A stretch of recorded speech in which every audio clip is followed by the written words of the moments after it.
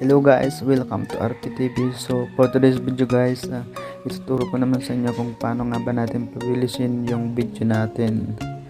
So bago pala ang lahat guys, huwag niyong kalimutan mag-subscribe sa channel ko and then i-click yung notification bell para updated kayo sa mga bago kong tutorial video na i-upload. Mag-like ka na rin and then comment ka na rin sa baba. So tara guys, umpisan natin. Kung wala ka pang CapCut na app, so punta ka lang sa Play Store and then download mo. Na-download mo na. So tara, open natin yung CapCut.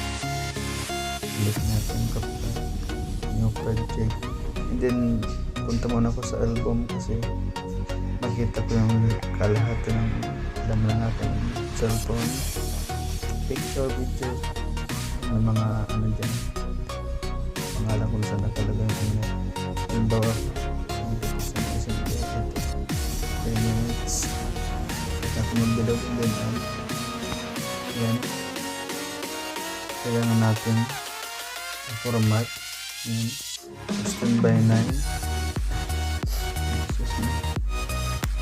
so ayan video ko, kaya medyo ano siya, so pwede mo naman yan guys i-zoom yan.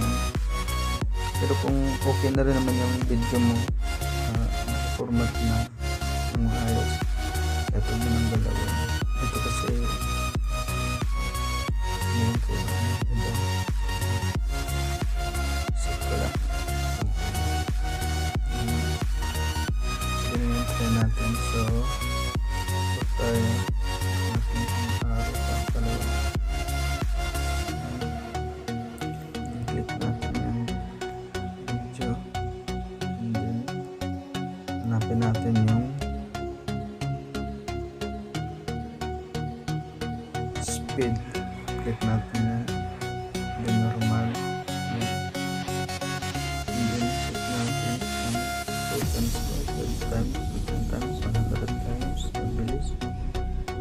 Bawa ako, try ko dito sa 10 times.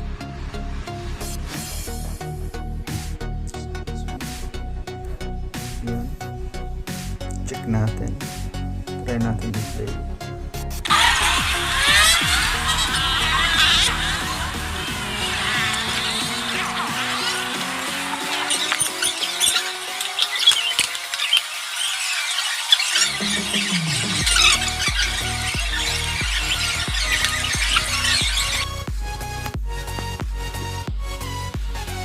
So ganun lang kadali guys. So kailangan pala natin itong tanggalin, delete, ito pala yung normal nya guys. Click natin yung speed, normal, click na rin sa normal. Ayan, ayun yung normal nya.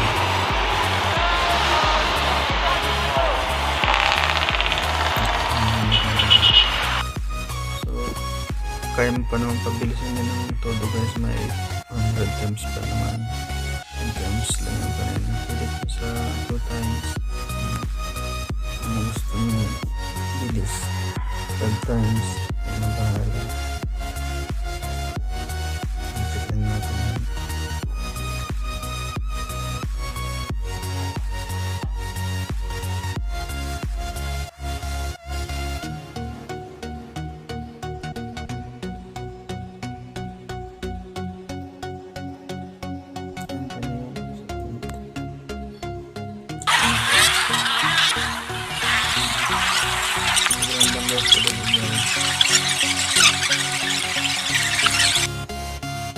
Ganda rin bahala maglagay ng audio and then text,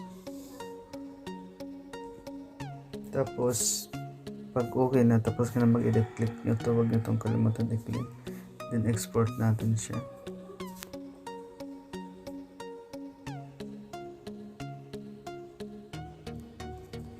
Yan, ganun lang kadali guys mag pabilis ng ating video. So punta tayo sa gallery, try natin.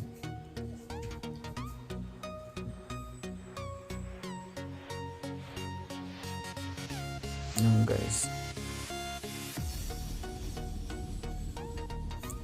So huwag niyong kalimutan guys, mag-subscribe sa channel ko, and then i-click nyo na rin notification bell para naman palagi kayong updated sa mga bago kong i-upload na tutorial videos. Mag-like na rin kayo and then comment.